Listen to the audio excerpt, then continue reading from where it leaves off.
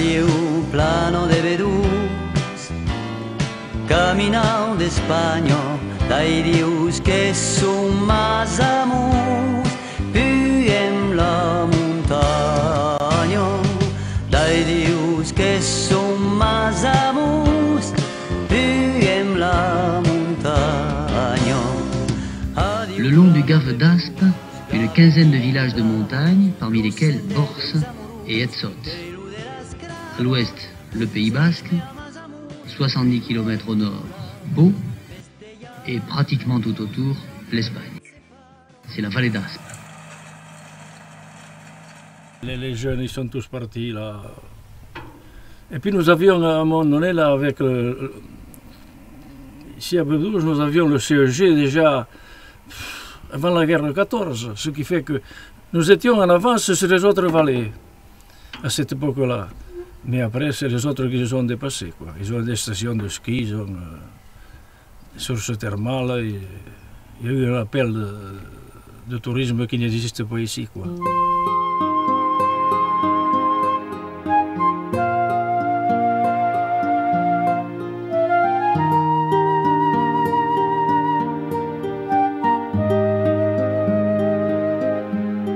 Les pèlerins qui empruntent la voie d'Arles et qui arrivent à Oloron-Sainte-Marie choisissent naturellement la vallée d'Aspe pour passer le Somport et se diriger vers Saint-Jacques-de-Compostelle. À l'entrée de la vallée d'Aspe, à 20 km après Oloron, se situe l'étape de Sarrance.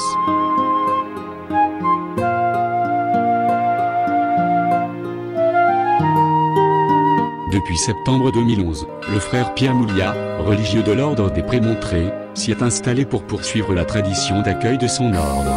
Quand on arrive d'Oloron, capitale du Haut-Béarn, et qu'on va vers l'Espagne, en arrivant au pont d'Escaut, on arrive à Sarrance. Charles-c'est-Aran, Sarrance. Aran veut dire vallée, Charles veut dire entrée. Alors, entrée de la vallée. Et qu'est-ce que c'est Sarrance si ce n'est pas entrée de la vallée? On ne peut pas parler de Sarrance sans de suite parler du monastère de Sarrance, du sanctuaire et de ce qui en est à l'origine. Le Prémontré, c'est un ordre créé en 1120, 12e siècle, par un saint allemand qui s'appelait Norbert de Genève, Saint Norbert, né à Xanten, à la frontière de l'Allemagne et de la Hollande. Et il a fondé en France, dans l'Ain, près de Laon, un monastère dans un lieu dit qui s'appelait Prémontré. À Sarrance, alors je suis arrivé juste ici. Je pars ce matin de Oloron et je suis arrivé à Sarrance au cloître où j'ai été accueilli par le frère Pierre, je ne m'y attendais pas du tout, qui m'a invité à partager le repas avec plein d'autres convives ici.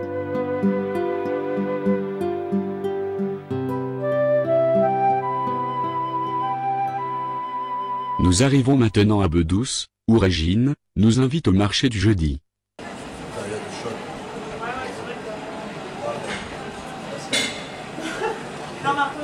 Nous accueillons comme chaque jeudi, toute l'année, le marché de Bedoues sur cette place qui s'anime pour ce grand rendez-vous qui existe ici à Bedoues depuis des siècles.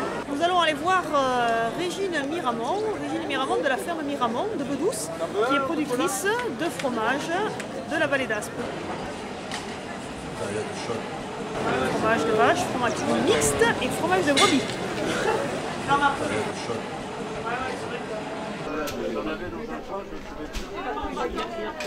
Hélène Barengou, elle a une activité un peu originale puisqu'elle reproduit en céramique des animaux de la faune des Pyrénées et la faune de la vallée d'Aspe, très symbolique, comme l'ours ou le vautour.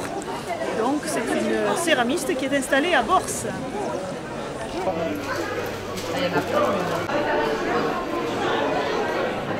Donc là on arrive sur le stand de Nicolas Vallet qui est un produit assez original puisqu'il fabrique du savon et des cosmétiques à base de lait d'ânesse et lait de jument. parce qu'il est éleveur lui-même de juments et donc il a entrepris de s'installer comme transformateur sur des produits qui sont fermiers finalement, mais qui sont assez originaux. Alors Nicolas, toi on est ici donc, toujours sur le marché de Bedouce. Comment on obtient du lait de jument ou du lait d'ânesse avant de le porter à la transformation chez une traite? Ouais, en fait on réalise la traite tous les jours pendant 10 mois de l'année à peu près. Maintenant on va passer à quasiment toute l'année parce qu'on fait une partie de produits cosmétiques en savon, crème, etc. Et après on fait tout ce qui est vente de lait à des laboratoires et des savonneries pour le reste de l'année.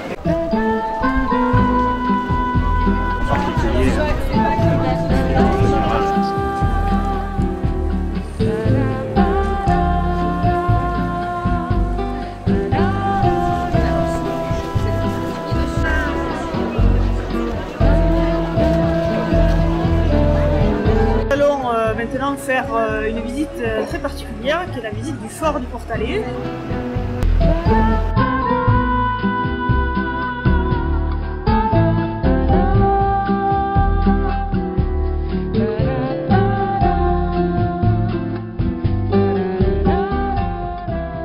C'est l'endroit le plus étroit des 28 km de la vallée d'Aspe.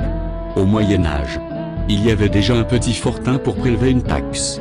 Ce n'est qu'au XIXe siècle que le roi Louis-Philippe ordonna de construire le fort actuel. Ici on est au pied du fort du Portalet, avec une particularité dans cet angle de vue, c'est que on voit bien ici comment le fort vient se poser sur le rocher. Et le génie donc des architectes a été de travailler très subtilement l'adaptation du bâti à la roche en place.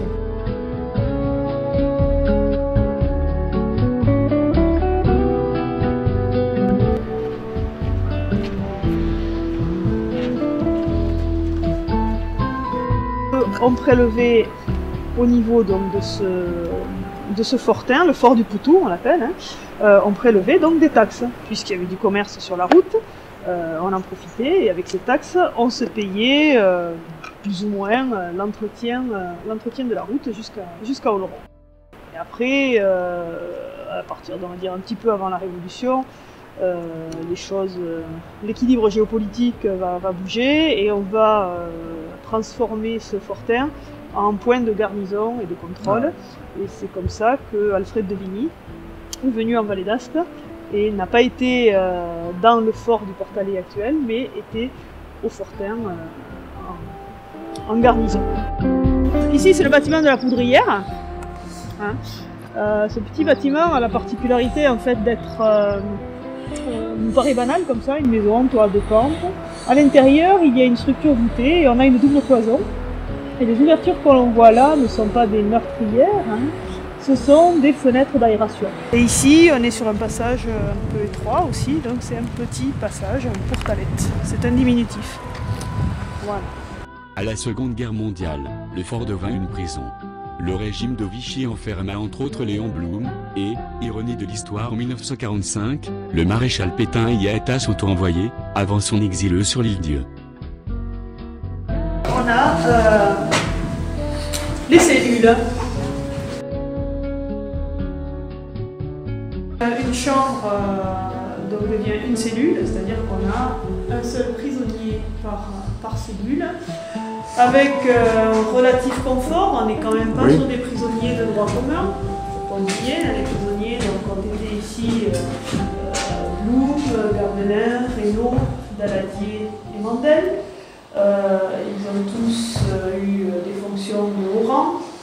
Garbelin qui était le chef d'état-major par exemple, Blum, Daladier, Reynaud qui ont été présidents du conseil. Donc ce sont des personnalités. Mais qui néanmoins ont été accusés par le gouvernement de Vichy d'avoir trahi le devoir de leur charge et ont été condamnés à être internés dans une enceinte fortifiée.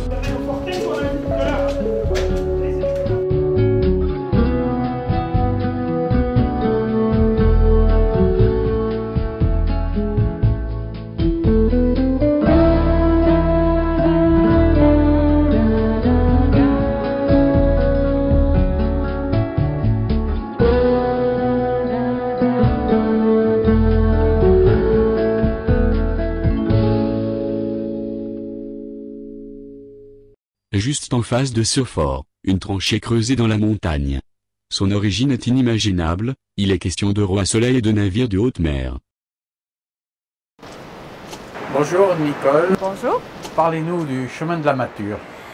Alors nous sommes ici sur un des chemins de la Mature de la vallée d'Aspe, ce chemin qui avait été creusé pour accéder à la forêt du Pac qui se trouve sur la commune d'Etsotte. Alors c'est un chemin qui a été creusé au XVIIIe siècle et effectivement c'est le plus spectaculaire, mais ils avaient exploité avant d'autres forêts dans les Pyrénées. C'est sous Louis XIV et son ministre Colbert, ils veulent développer leur marine, donc il leur faut construire des bateaux, il leur faut des sapins, des mâts. Et ces mâts viennent généralement des pays nordiques, mais quand il y a des conflits avec certains pays, ces mâts n'arrivent pas sur le territoire national. Ce chemin-ci a été creusé de 1771 à 1773. 2 ans de construction pour 6 ans d'exploitation. Et puis ce chemin, si vous avez bien regardé, il grimpe, mais il grimpe toujours modérément.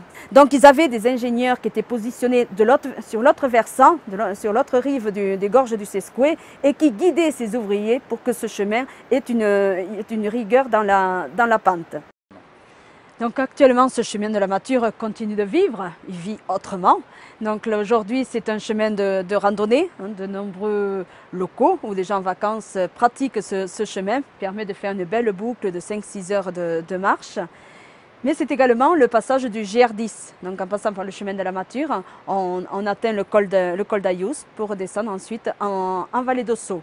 Et comme on peut le voir aujourd'hui, c'est également un lieu où on y pratique l'escalade. Beaucoup de voies sont équipées sur cette falaise et nombreux sont ceux qui viennent s'expérimenter sur ce lieu. Et puis depuis 2004, l'association béarnaise des radeleurs du Gave d'Aspe et de Laurent, ainsi que l'écomusée de la vallée d'Aspe, nous avons décidé de faire revivre un petit peu cette page d'histoire. Alors nous ne faisons pas descendre des sapins sur le chemin de la Mature, mais nous reconstruisons des sapins, à partir des sapins que l'on coupe dans les forêts plus bas.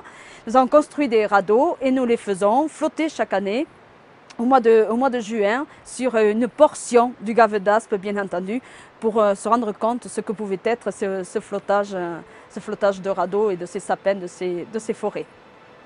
Merci Nicole.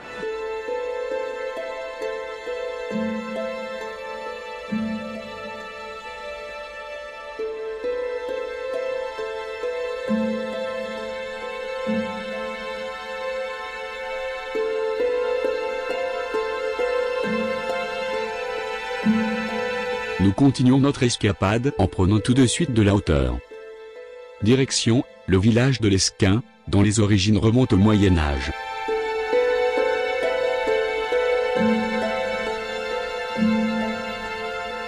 Le village est le point de départ idéal pour partir explorer le cirque de l'Esquin. Une pièce de théâtre, grandeur nature, avec comme personnages principaux, des sommets mythiques, le pic d'Annie,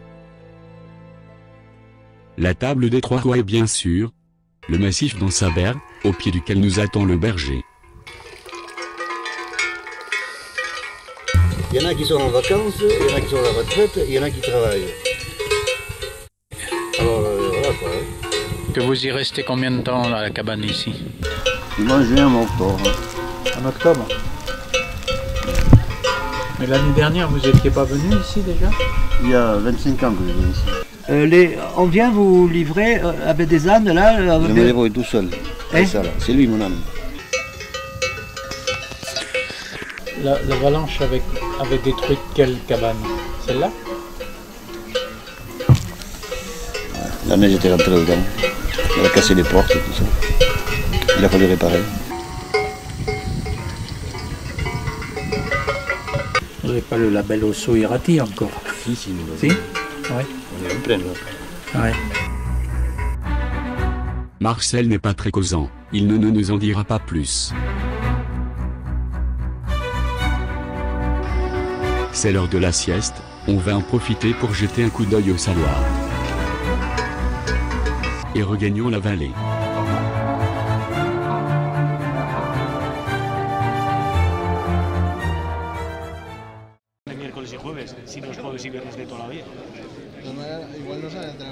Moi je pense que ça sert quand même, parce que des fois nous on va le prendre quand il y aura les fêtes de Bedouce.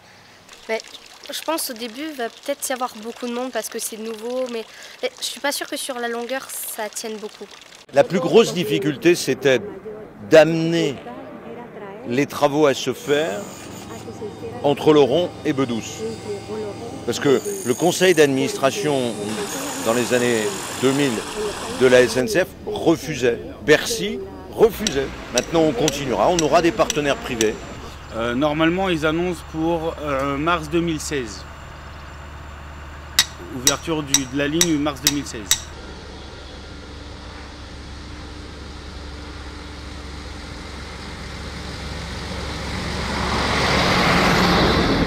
On l'espère deviendra touristique, mais qui pourra aussi peut-être plus tard aller jusqu'à Canfranc et pourquoi pas enlever quelques camions de la religion. Beaucoup d'émotion. Un très grand jour. On l'espère deviendra touristique, plus tard aller jusqu'à Canfranc, peut-être plus tard.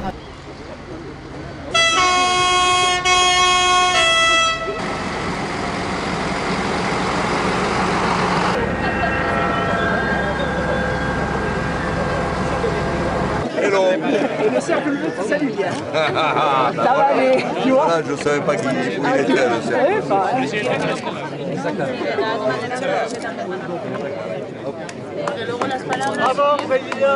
Dans ce convoi officiel, le président de la SNCF a même pris place aux côtés du président du gouvernement d'Aragon qui espère désormais la suite, le raccordement de Bedouce à Canfranc. Cela ne s'est pas fait du jour au lendemain.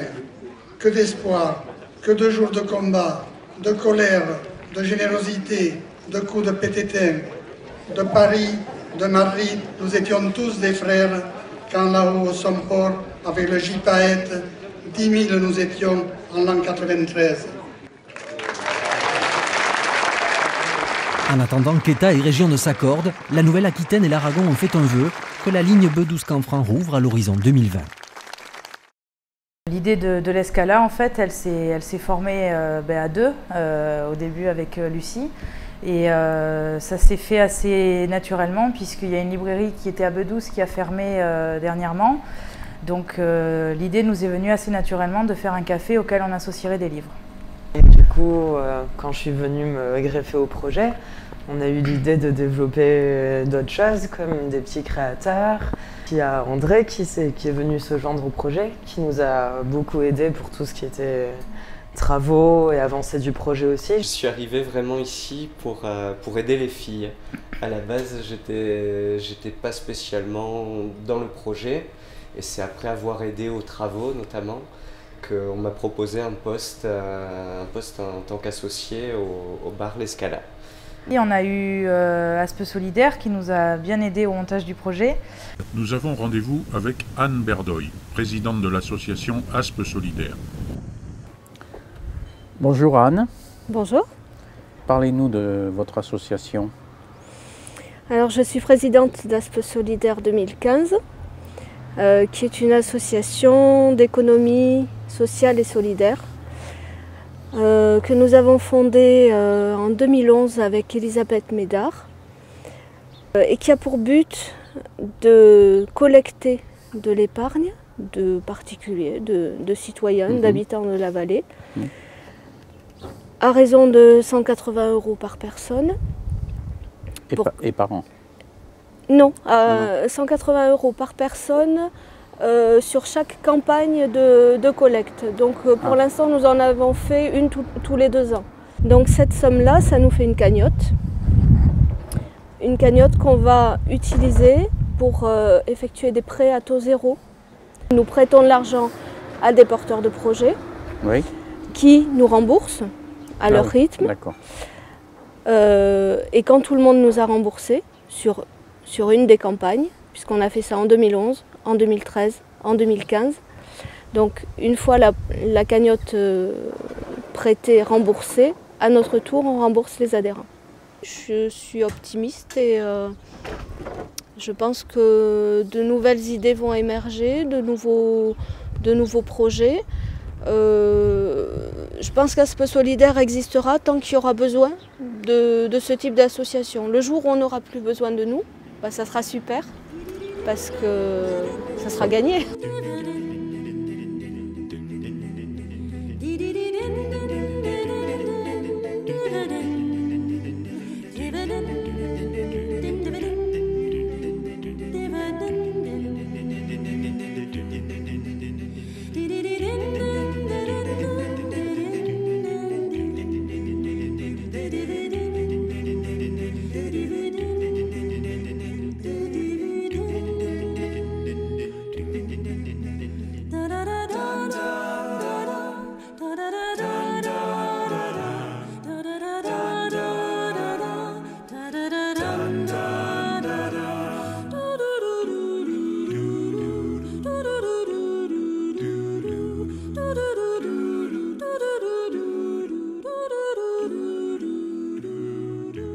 Cet après-midi, nous avons rendez-vous avec René Rose, ancien maire de Bors.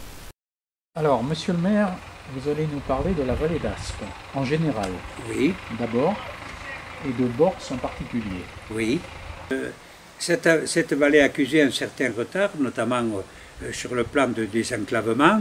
Et à l'époque, que ce soit la commune d'Acous pour le hameau de Hirs, qui n'avait pas de route à l'époque, que ce soit Bors pour désenclaver tous ces hameaux, puisque les gens se déplaçaient simplement à pied.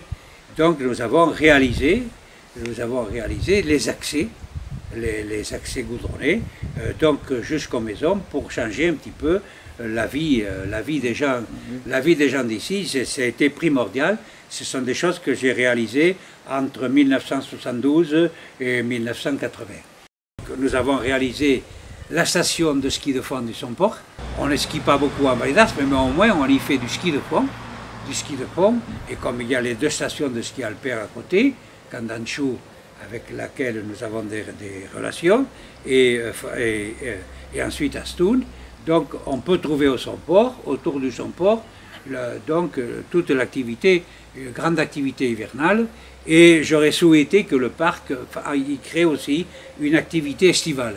Et de ce village pour lequel je suis resté maire, donc pendant 49 ans, jusque l'année dernière, au mois de mars 2014. Bors est très étendue, va jusqu'au Pas d'Aspe, jusqu'à la frontière espagnole.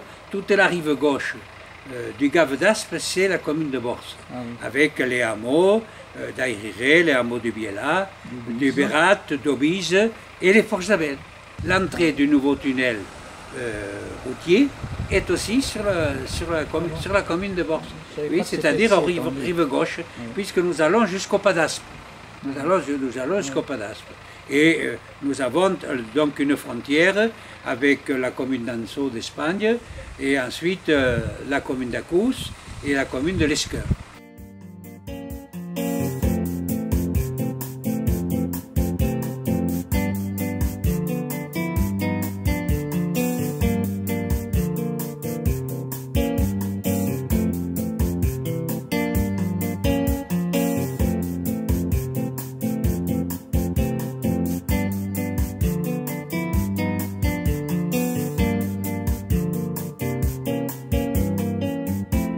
Au café Le Randonneur, rendez-vous est pris avec Jean-Jacques Camara. Vous êtes l'homme qui a vu l'ours.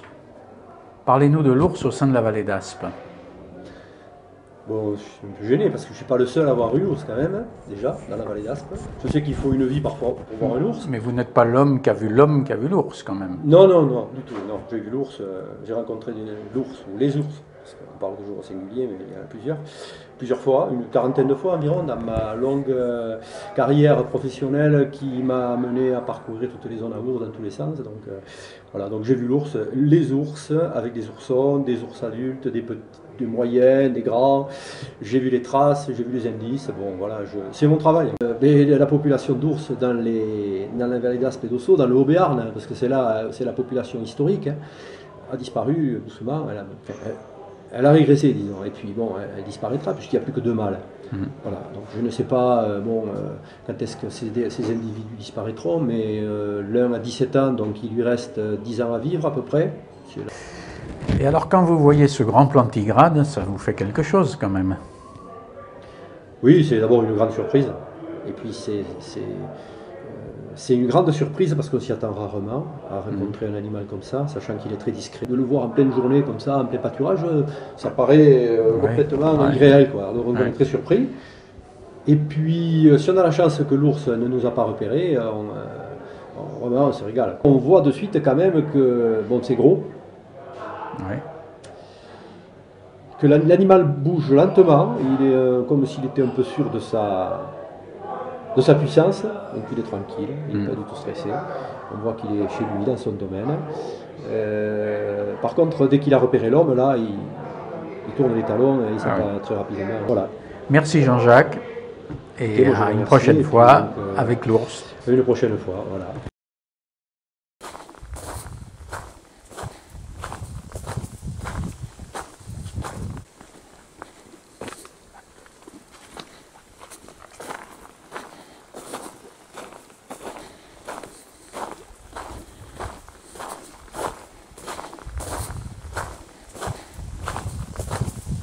Et voilà de la visite. Bonjour Marcel Amont. Alors Jean-Pierre et Kimba. Plat. Une vue superbe ici, à couper le souffle. C'est pour ça que on a choisi ce lieu à cause de l'environnement. Mais il faut vous trouver ici, à 1200 mètres d'altitude, c'est pas facile. On est là parce qu'on a trouvé cet endroit qui est situé au-dessus de la maison natale de ma mère. On a trouvé cet endroit tellement merveilleux qu'on a retapé la vieille grange. Et voilà, et on passe des vacances d'été ici. C'est vrai, c'est beau. J'y suis pour rien, mais c'est très beau. C'est bien. Marcel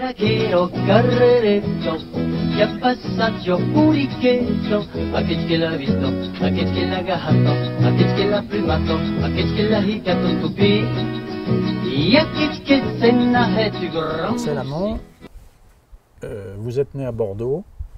Qu'est-ce qui vous a fait venir en Vallée d'Aspe?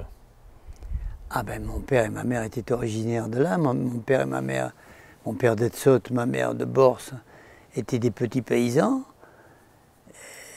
Et le père des deux côtés était berger. Si vous voulez qu'il soit employé à la banque, non, ça n'existait pas. Alors tous les gens étaient bergers, ils cultivaient un lopin de terre. Les deux grands-pères sont morts jeunes. Et les enfants se retrouvant désemparés, plus de troupeaux, puisqu'évidemment c'était les hommes qui partaient à la montagne et qui s'occupaient du troupeau. La vie était trop rude, très difficile. Et ils sont partis travailler à la ville. C'était le cas. Ce pays s'est pas désertifié, puisque désertifié, ça veut dire qu'il y a du sable à la place de la végétation. Mais les gens sont partis. Il y a eu un exode de population que tout le monde connaît bien. Les écoles étaient pleines. Maintenant, on fait du regroupement. Il y a une classe pour 5 ou 6 villages. C'est des pays qui ont été dépeuplés, quoi. Voilà. Et c'est ainsi que mon père et ma mère, c'était les immigrés de l'intérieur, finalement. À l'époque, ce n'étaient pas des Italiens ni des Polonais. C'était des gens, des Bretons, des gens venus de la province qui gagnaient les villes où la vie était plus facile. Ma mère m'a dit un jour, tu sais, mon petit, elle avait 20 ans quand même. J'ai commencé à prendre, avec son bel accent béarnais, j'ai commencé à prendre goût à la vie du jour où j'ai eu une paye à la fin du mois. Une paye à la fin du mois, mais c'était quelque chose de merveilleux. Quand l'ours, parce que le nounours maintenant on le protège, mais quand l'ours vous attrapait une ou deux vaches, c'était pour vos pieds et personne ne venait vous la rembourser. La vie était très dure, très difficile. Mais c'est pas par hasard que tous ces braves gens qui peuplaient tous ces hameaux et ces villages sont partis en ville, quoi. La vie était moins rude, même si elle n'était pas facile. Qu'est-ce qu'elle représente cette vallée pour vous finalement? D'abord elle est belle, on n'y est pour rien, mais elle est belle, très sauvage. C'est pas un hasard si c'est le biotope des derniers ours d'Europe occidentale. Elle est très sauvage, très encaissée. Très encaissée. Il y a des ruisseaux qui c'était pas le Rhin. Hein, les vallées sont très encaissées, ce qui lui donne son pittoresque. Comment vous voyez la vallée dans les 5 ans à venir? Moi, je vois que dalle. Je suis prévoyante extra-lucide. Je connais rien. Et quand je mets mes mains sur une boule de cristal, je sais pas. Je sais que quand je regarde dans mon rétroviseur, je trouve que c'est un magnifique pays où la vie était trop rude pour que les autochtones y soient restés. C'est bien triste, c'est comme ça. C'est pas propre à la vallée d'Aspe, hein. Dans tous les pays de montagne, dans le monde entier d'ailleurs, je me suis laissé dire. Les gens surpeuplent les villes. Bon, ben ça c'est autre chose. Ce qui va advenir, moi j'imagine, je peux imaginer pas plus ni moins que vous, je peux imaginer que l'avenir, à condition de bien s'en occuper sérieusement, devrait être au tourisme. Il me semble, qu'est-ce que vous voulez faire? Mettre des usines ici, faire des élevages massifs de truites pour que les pêcheurs du monde entier viennent la taquiner. C'est beau, et puis, bon, on a le calme. Écoutez, je vais essayer de tchatcher. Le bruit lointain du gave. De temps en temps, un épervier. C'est magnifique. À Bethléem. À Bethléem. Voilà, ça veut dire à bientôt. Et si on veut rajouter que tout aille bien pour vous, on dit Hepen de bunos, ce qui veut dire faites-vous-en des bonnes, mais des bonnes quoi? C'est une tournure typiquement Hepen de bunos. Et Het Beroi, alors ça aussi si on traduit, ça veut dire Beroi c'est joli. Het Beroi, ça veut dire que les choses soient jolies pour vous, mais les vieux traduisaient allez, au revoir et faites joli.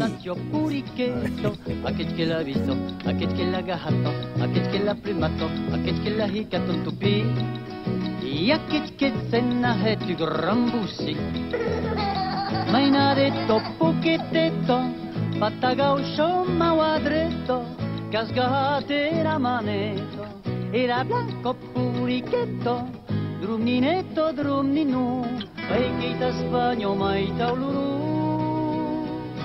Mainare tut buchetet, che sbadutte nu caulet, pergutat come cusset, che su yassina gli spasme, hari hari scivale.